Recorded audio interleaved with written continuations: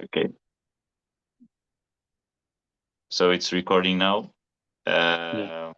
What can we say to the ones singers? We're joining arms to to give our perspective on healing, on our lives, also on our knowledge.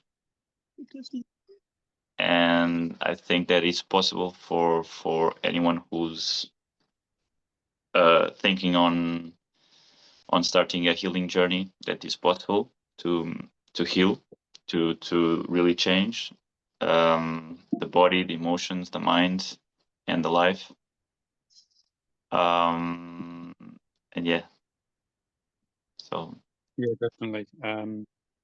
I think we've already talked about this many times about the fact that everybody has potential. Absolutely. In fact, the potential is so strong in everybody to heal others. Yeah. It's there. It's already installed in us. It's like a system that's installed in us, but we just don't know how to switch it on. Yeah. And it's there. It wants to run. It's kind of there waiting.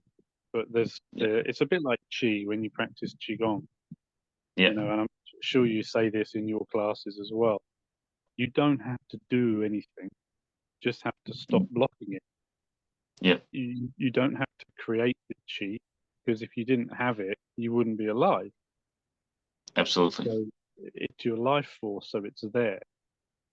It's just learning to let go of all of the blockages that we put in front.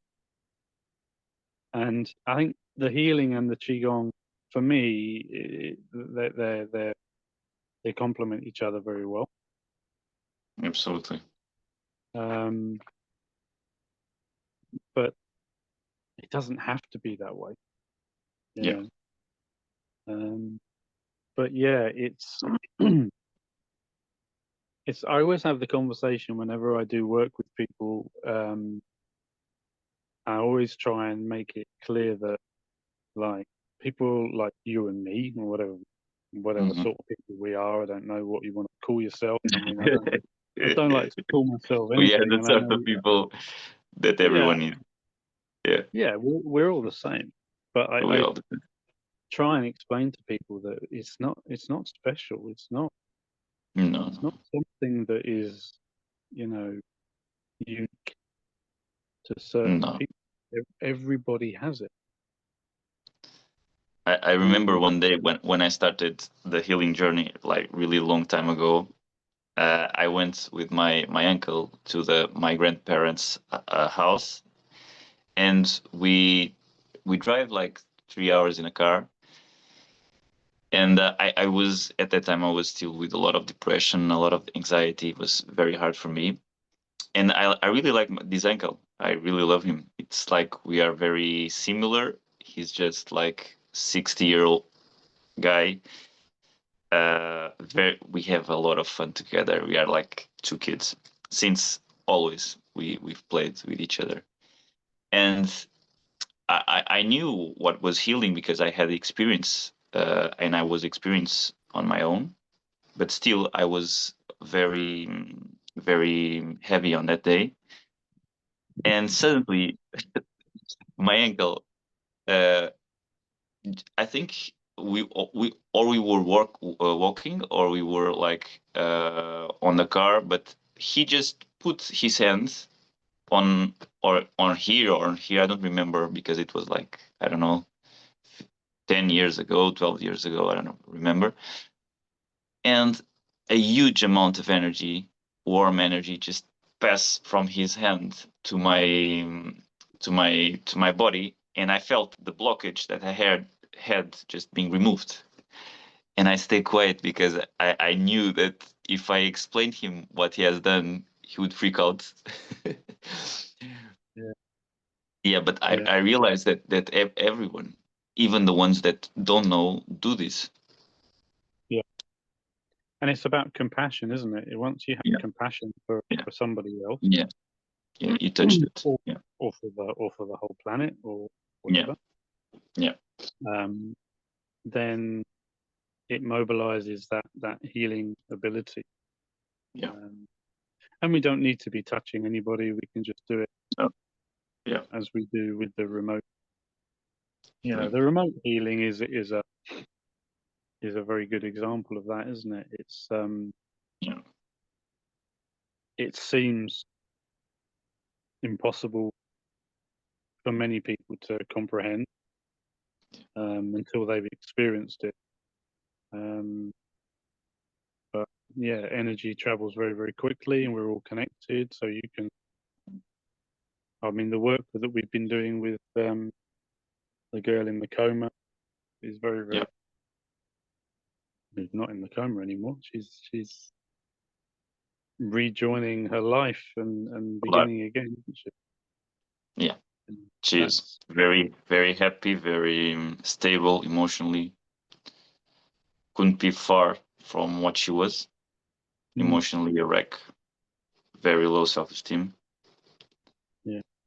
And yeah, She won't ever be like that ever again. no, I don't think so. No. She's I had think a she really saw the veil, what was behind the veil of herself, of her true self. So she's not buying any kind of story. no, no. She's gonna create her own stories now, and Yeah, absolutely. yeah. Yeah. So I have some. I just wrote some questions I was thinking on putting like in the table for our guests, for you also. Um, and um, as you um, as you being a healer, as working as a healer, as a person who works with people, um, how can you describe it? How can you describe it? What is really healing for you? Sure. So for me, it's always the other person. It's always the person that you're helping that does the healing.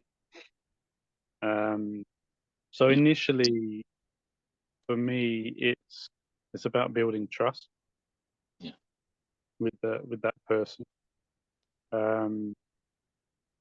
And there's a couple of ways to do that. You can explain the process of healing to somebody, but that's often quite difficult for them to comprehend because it's not something that's been taught in schools, for Yeah. example. And this is kind of, I'm going off topic now, but this is kind of the thing that's becoming very um, a common thought for me on my journey is that Sure.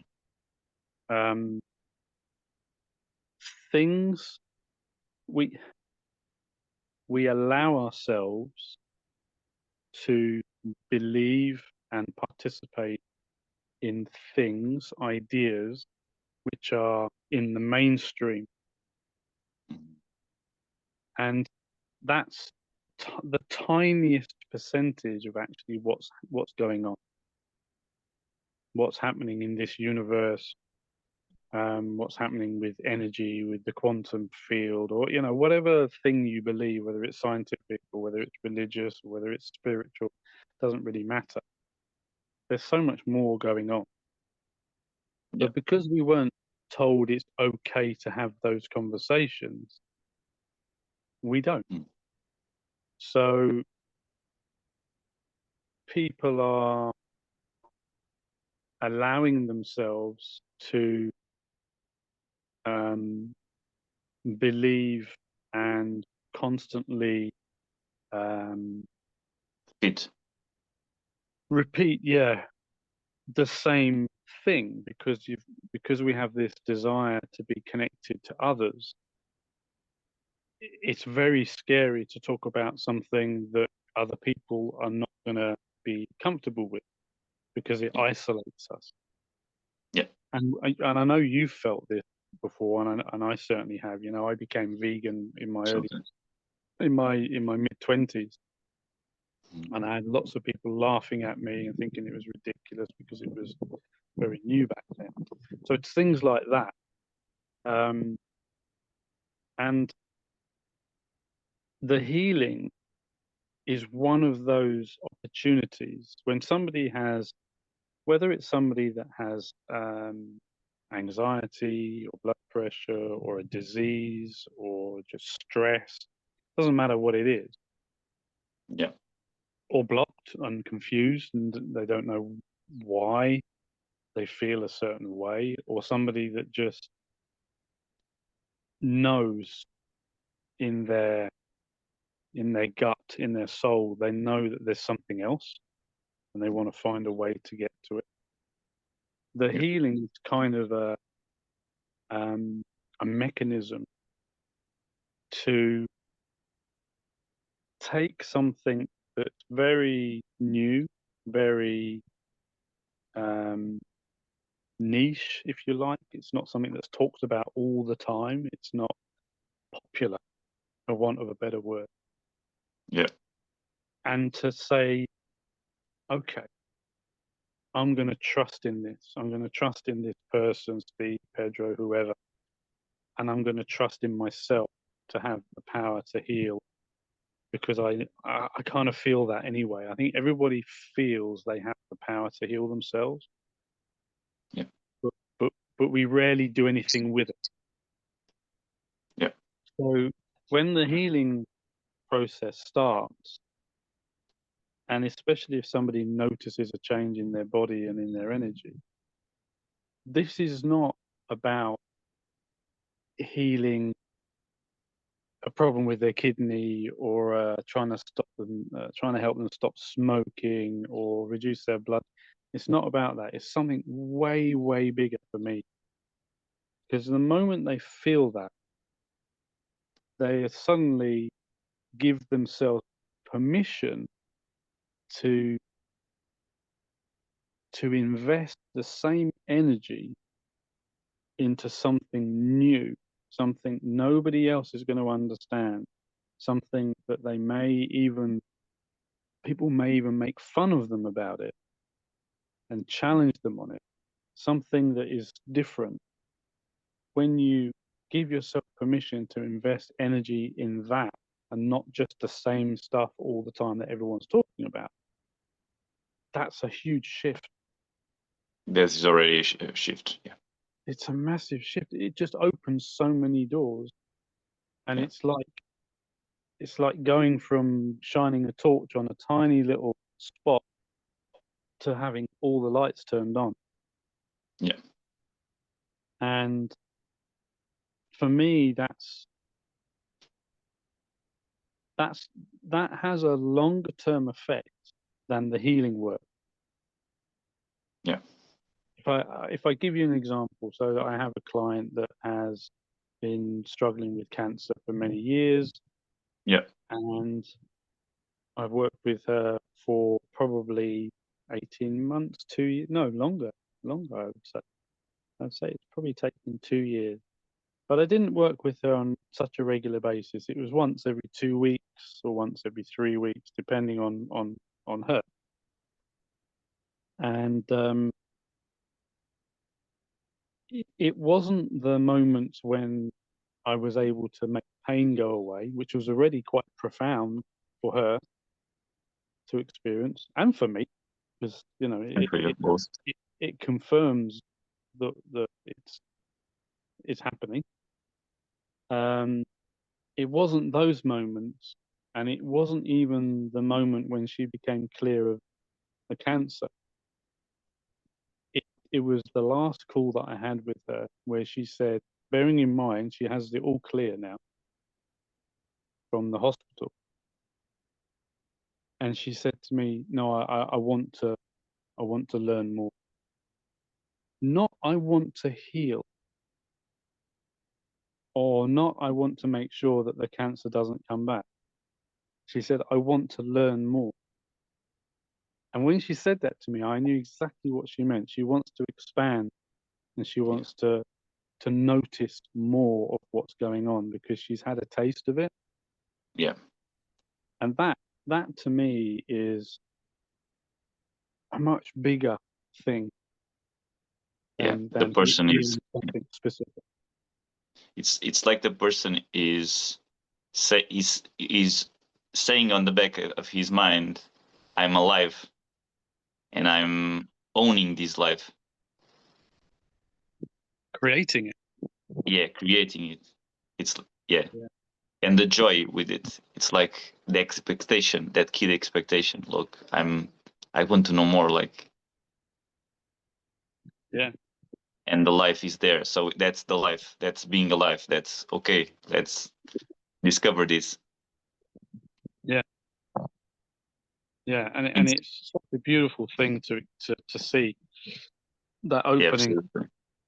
that opening of the mind and because these people, they're the next healers.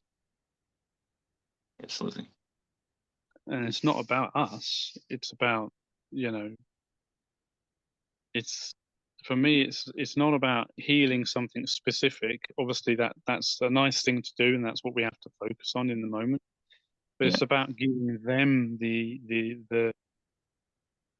ability to understand that they can create a new version of themselves without disease or a new version of themselves without stress. They can change their thought processes. They can reprogram their brains. They can feel whatever emotion they want. absolutely. And that's what we're not told. You know, that's not that we're told that everything that's on the outside is where we should focus. Yeah. And if we dress a certain way and we speak a certain way and we own certain things, then people will respect us and we will be happy. Yeah, I think when you start to talk about this client of yours, it just popped on my mind very clearly. What is a conditioned path where you are um, kind of achieving yourself, owning yourself by a conditioned path that takes you to a very restricted room where you can be and expect to be on that room regarding certain rules or a certain contract. It's like, okay, you can be happy if you're going to be an engineer or if you're going to be a lawyer and have a wife, have a good car, and travel once a year maybe. So it's a set of rules and that condition the outside, but also condition yourself through a happy ending. Yeah, And in that contract is by itself a restriction in your being, which is limitless. yeah, Uh, exactly. Yeah, and and I think what the healing, a heal, well, I wouldn't say healing. It's also difficult to say healing, but we're gonna say the healing is like a door to that unlimitless being where you finally meet yourself, like as when you were born, uh, free, unconditionally free and loved and connected through everything and everyone. And this is can can look kind of maybe woo woo or like theoric, but you've been experienced, and I've been experienced that in our lives more and more through very different situations, and also through seeing people facing this and expanding and seeing, oh my god, I was such a low self-esteem person, and suddenly I'm in this situation where I'm feeling love. Yeah. regardless. Yeah. And I think this is the door to that uh, um, unconditional love and freedom Yeah. that we own. Unlimited possibilities. Yeah, Once you give yourself permission to believe yeah, that you can create whatever you want, yeah, yeah, and it doesn't happen instantly, it takes conviction, and there are tools, of course, there are tools. You can yeah. meditate, you can manifest, you can practice energy work like Qigong. There's many tools, but they're just tools. You don't actually need any of that stuff. No, that's the thing. You don't need Is anything, and I think in the end you realized that you were always there, completely. Since the beginning, it was just that realization Yeah.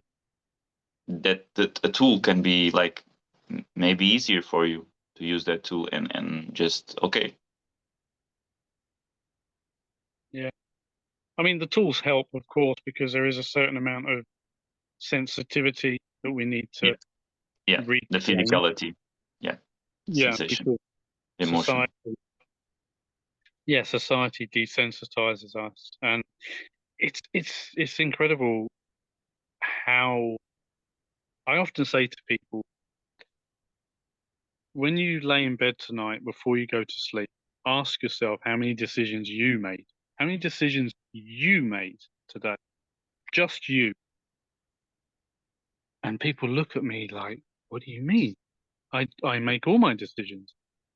Okay, so tell me a decision that you make. And they might say, oh, every moment I'm making decisions. And when you challenge that person on why those decisions are being made, and you talk about what their parents taught them, what their teachers taught them, what marketing has taught them, what society has taught them, and you talk about conditioning and all this stuff, then you see the brain starting to realize that actually you don't make many, if any, If any decision. decisions yourself, fully conscious in a day. Yeah, So therefore, you're just following the same patterns day in, day out, creating the same hormones, creating the same problems, creating the same levels of, low level emotions. It's like if you when you observe a group of people, and let's say it's raining, for example, and it's a cold day, and you see a group of people, and they meet and they say, "How are you?" "Oh, the weather's terrible, isn't it?" "Oh, yeah, the weather's terrible." And everyone's bonding on this terrible thing about the weather, and they're all indulging themselves in these low frequency emotions of dissatisfaction, and maybe tomorrow will be sunny and it will fix everything and make us feel better, and they're all participating in this lie, because it is a lie at the end of the day. absolutely. And then one person says, "Oh, I think it's great. I feel amazing." And they look at this person like, "Huh? It's not possible." And we get to the point where we've experienced that. We've seen our parents do it. We've seen, other groups as we're growing up do this. And then we become an adult, and then we start to participate in the same thing.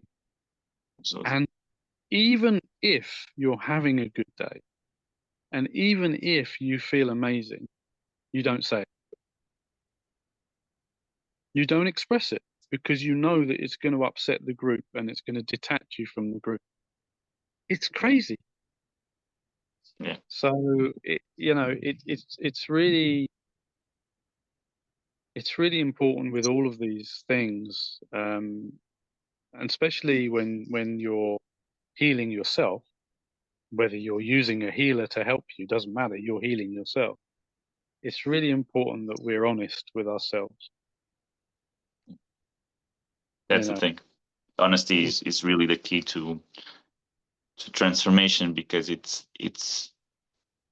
so much more when we're being truthful. It's so much more than only the truth that you say to the person. It's also you allowing yourself to be truth, to be rejected if the person rejects you. It's dealing with many things. It's owning yourself in that moment. Yeah. So let me ask you a question then, Pedro. So when you're healing somebody and you're working on their chakras, how Yeah. does somebody not speaking the truth, their own truth, how does it manifest? Is it something that you notice in the throat? How do you feel that? Well, that's a very good that's amazing question. That's really amazing question. I'm always goosebumps. And I don't know yet how I'm going to say this, but I will. Let me see. Um, it's some For me, when someone is not telling the truth, which actually most of us don't tell the truth into a certain degree, of course. But when when you're talking about a person who the person realizes that she's not telling the truth. She already know it's something conscious that she's doing. She doesn't know why. When it's this kind of level, the person it's not telling the truth. She knows, but she doesn't know why. She's not conscious about why. The deep reason behind it, not the superficial. Oh, I'm not saying the truth because I don't want my mother uh, like be sad. It's not that reason. It's the really deep reason about being rejected or like being afraid of being alone, something like that. But anyway, there are so many lies that we can say to ourselves. When I find someone that is on this kind of level, you feel it's it's normally a very intense thing to perceive. So it's very obvious for me. It's something like it it almost give me chills and make me like feel immediately uh, um, feeling in my gut that something is wrong, and there's and normally I ask questions that just to understand why I'm perceiving something that is so intense in a certain way. And normally we're talking about when you don't tell something, there's there's a kind of con, can holding a contraction on this part of the body. Well, it's something that is normal, and then it's about the relation that this holding takes with the situation. For example, if it's you don't not telling the truth because you're afraid not to be loved, probably you have also something in the heart area. Yeah. When you talk about not telling the truth, just to be clear, we're not talking about somebody who tells lies. Yeah, We're talking about somebody who's not admitting to how they really feel and not expressing themselves with truth. yeah, yeah, exactly. And what can happen? I remember one time. This is once again taking like 10 years ago. I went to a friend's party. It was a very chill people, so very most of them are still friends of mine today. Ones are really good friends. And I remember this couple that they are not together yet because they ended their marriage. So there was this friend, this girl, that this woman that was passing a difficult situation, and I immediately felt something odd on her. You know, when you start to feel the emotions and you don't know why, but you just know there's something off there. Mm. And I was on that beginning of that healing journey, so I was very into, hey, let me just show you how this works, and I did that with my friends. Yeah. And it was really interesting because all these friends, they were like, healing, what is this, man?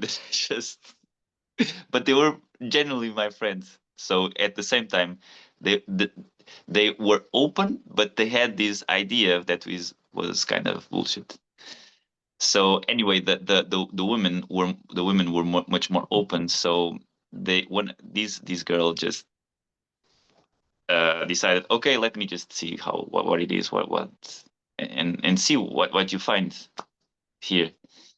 And when I start her, I just worked with her like very few minutes, and she started to cry, and she couldn't stop it. And for me, it was like I I I always surprise myself when these kind of things happen still today. Yeah. Me And too. and and I was like a bit constrained because that situation put it forward that maybe the couple relationship with her husband was passing through a difficult situation. At least that was what I received internally. So I was a little bit, because the husband was there and she was still, not speaking too much. Um, and she told us that at that time that even small things sometimes just make her cry. This is what she told me and told everyone in the group. And We were like, how old was she, Pedro? I think at that time she was almost doing 40 or 40. I was younger. I was like 30, 31 maybe. Okay. I was the younger of the group. So she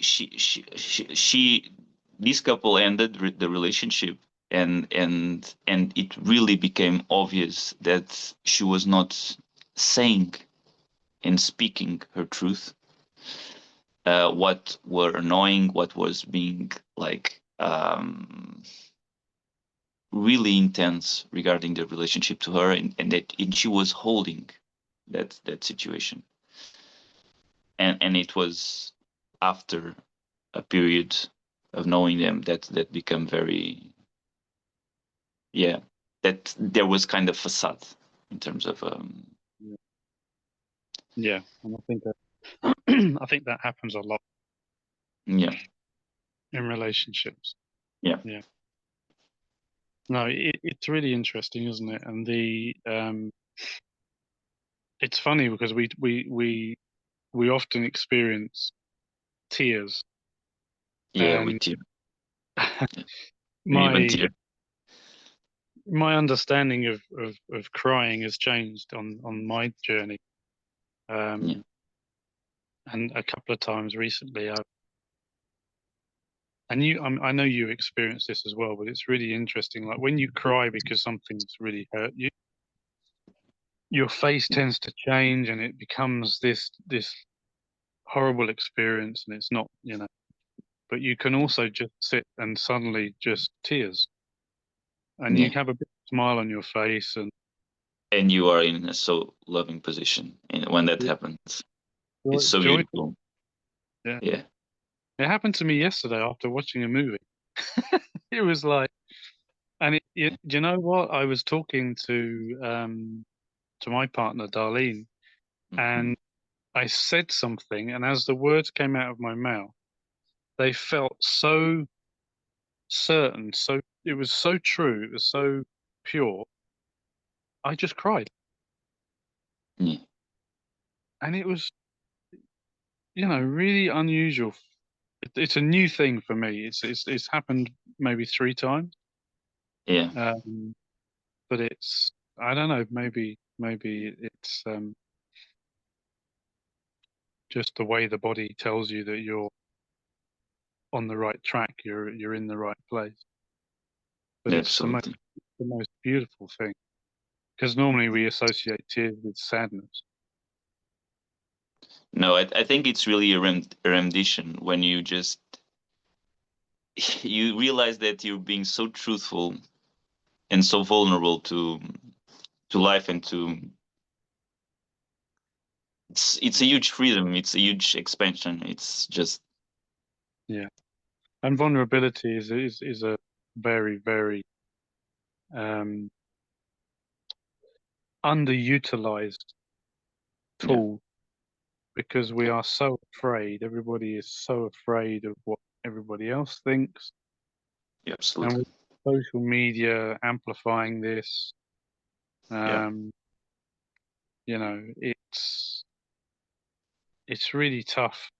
And you can combine everything that we've just talked about now, and you can say, you know, it's not acceptable, even with all of the, because I used to be in business, as you know, and so I've done a lot of research on neuroscience and wellness in the workplace and mental health, all that stuff. And that was kind of what my business used to do. I don't run it anymore, as you know. yeah, But even if you look at the amount of information that's become available in the last 10 years around mental health, employee wellness, well-being in the workplace, all of these things, it doesn't, it hasn't, for me, my experience is it hasn't really helped, no, because people are still trying to be strong, trying to be correct, trying to yeah, always have the right thing to say in the right moment. And status, our status in a group, in the workplace, in society, in our own minds, has become such a focal point, such an important yeah, point, that we've forgotten that it doesn't matter.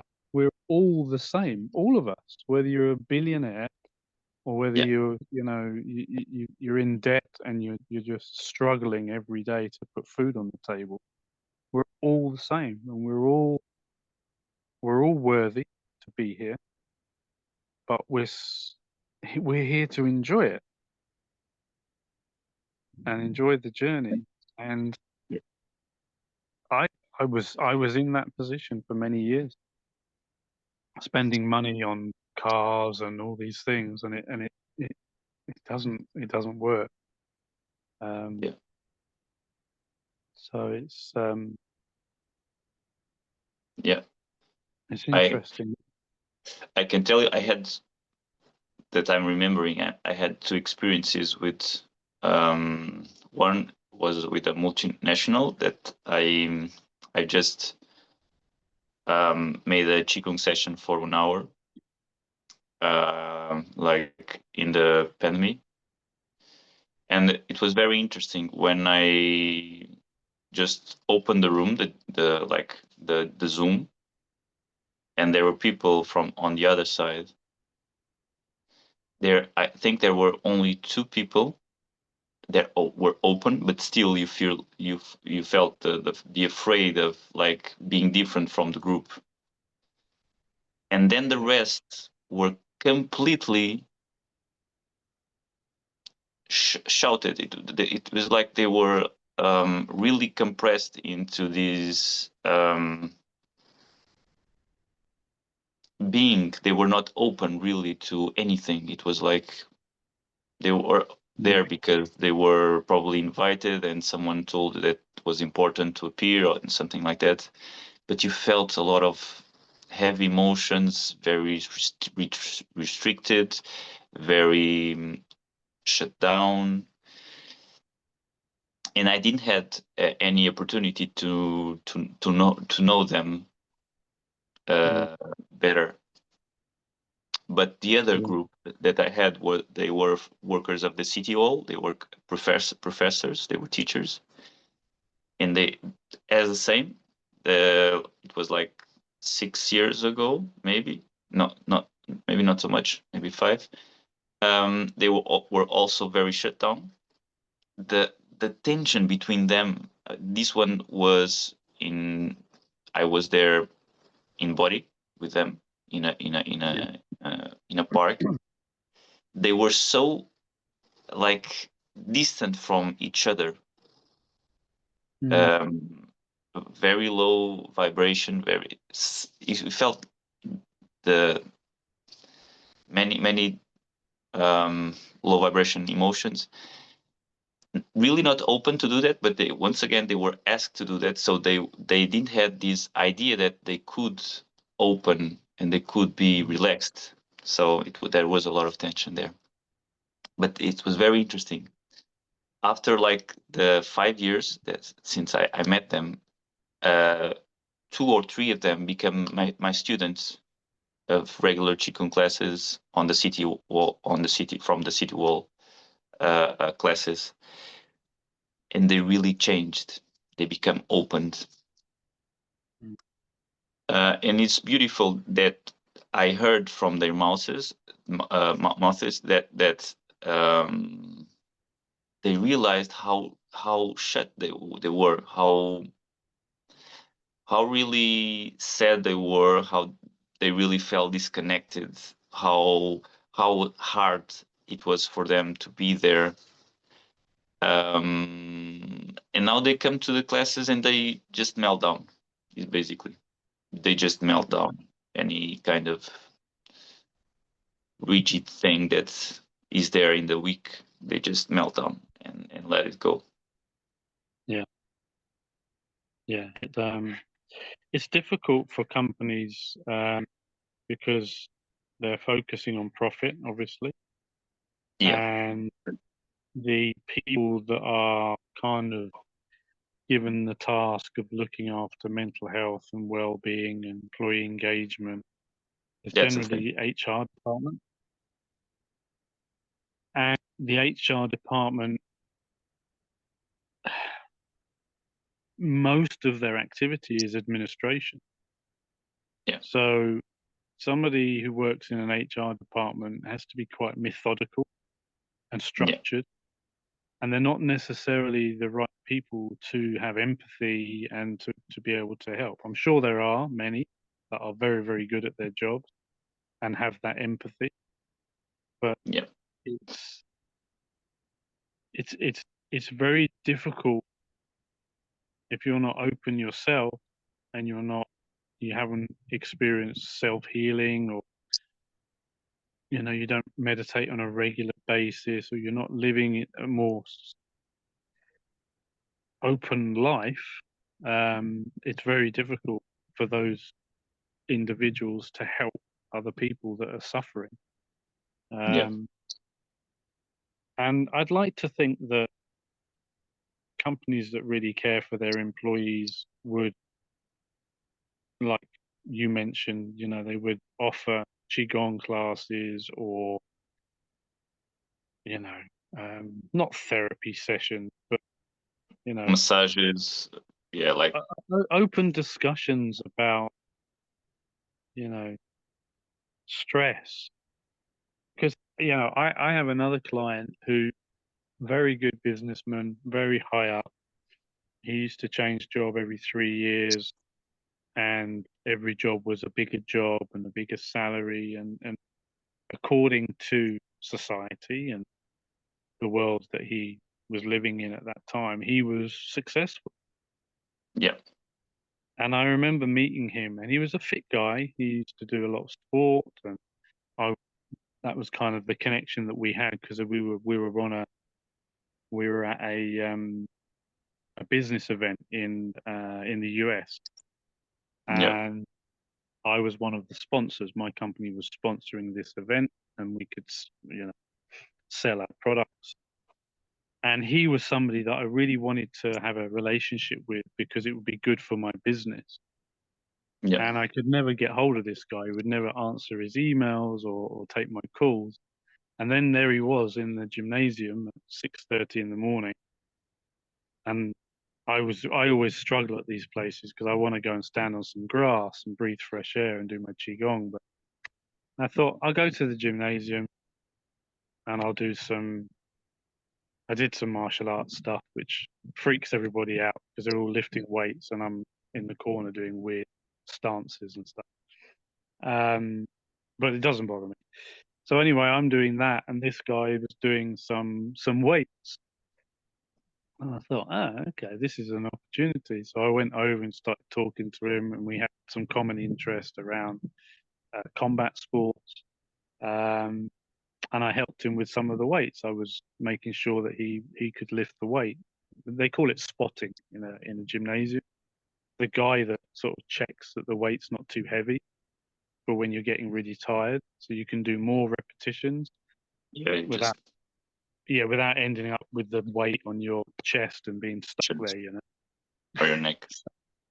So we had this moment of connection, and I remember having this feeling that I needed to talk to him. And I messaged him on LinkedIn, and I got nothing. And then after a few weeks, I got a reply, and he told me that he'd just been diagnosed with a very rare form of cancer. Yeah. So I taught him Qigong, and he used the Qigong more as a tool for staying calm and managing all of the treatments that he was having, because he had some very invasive treatment, taking bone marrow and stuff like that, you know, some real heavy stuff. Yeah. And he used to use the breathing techniques, and he would practice Qigong every day. But he wasn't really interested in healing, but I did introduce him to some of Joe Dispenza's work on the meditation side, and talk to him about creating a new version of himself without the disease. Anyway, so we went on this journey together, but he wasn't really a regular client, but I was treating his wife, working with his wife. So I always knew how they were both doing. And these are the guys that basically got the all clear on the cancer at exactly the same time. That was so amazing. Yeah, there's something going on between the two of them where they're supporting each other, and it is a beautiful thing. But the point I was getting to is, and this guy admitted it to me, I said to him, maybe after teaching him Qigong for maybe a year, and I said to him, if I had said to you, you have a problem with stress 2 years ago, what would you have said to me? And he said, I would have laughed at you. And he said, I had no problem with stress, or that's what I thought. And I said, you do realize that the disease that you had, the dis-ease, the lack of balance, the lack of ease in your body, comes from the stress. And he says, yeah, now I realize that now. So he's done a complete circle now, and he works on his stress levels, and he helps other people in the company that he used to work at a very high level. He's now dropped down a level, and he helps people there deal with stress. Yeah. So everything that we do feeds back into.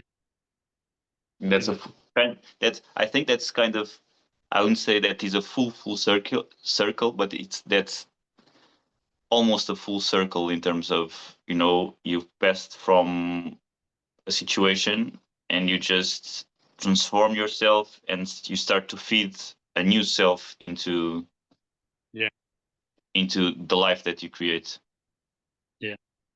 I wouldn't say it was really strange, man. Sorry to interrupt you, but when I spoke to him after, I think it was maybe 2 years, and he used to keep me up to date with his treatments and everything. And then I had a call with him, and he started talking with completely different language, completely different energy, talking about giving back and helping people. And I looked at him and I said, it's gone. And he went, what? I said, you're fine. Everything's going to be fine. And I really felt like he's shifted. I felt it also. Yeah, he created a new version of himself. I just smiled because it was not the tension was not there. Yeah. And he Um, had no pressure about achieving or performing, and he was now about helping, giving back. I was just, it's like, I'm just going to say this, and maybe we will stop here because it's 11.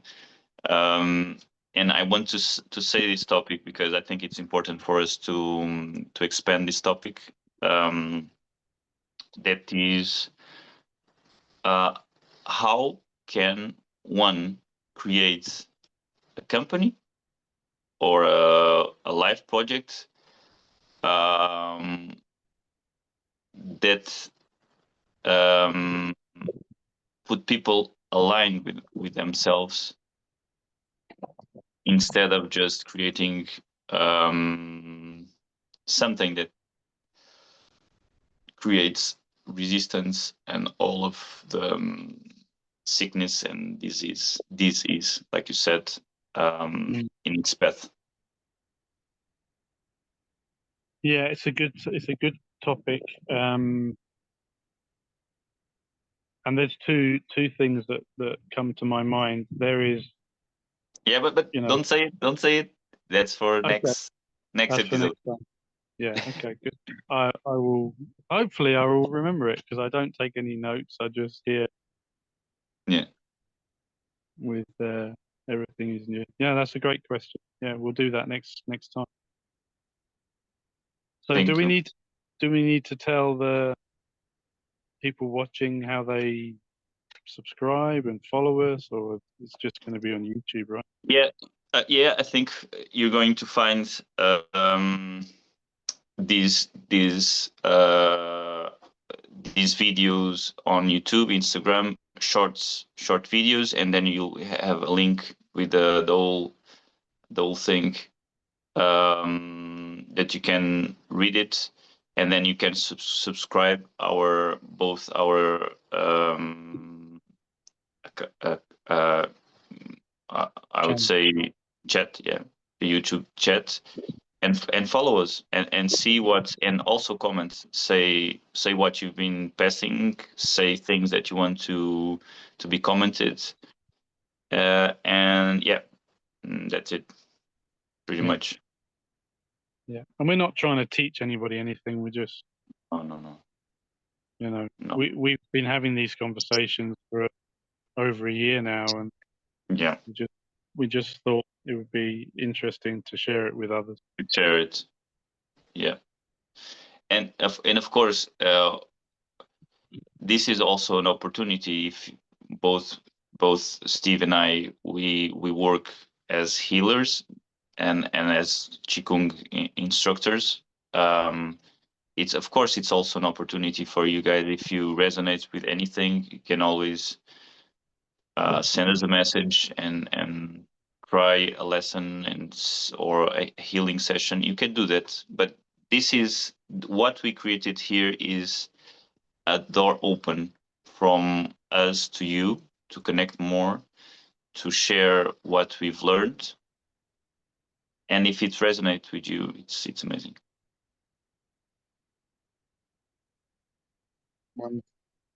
Yeah, Well, seems like a good place to end. I love you very much. I love you very much. Also, Thank you for the call. thank you so much, Steve. Yeah, really good. Yeah, big hug to you all. Yeah, thanks, man. Have a beautiful day. You too. Bye.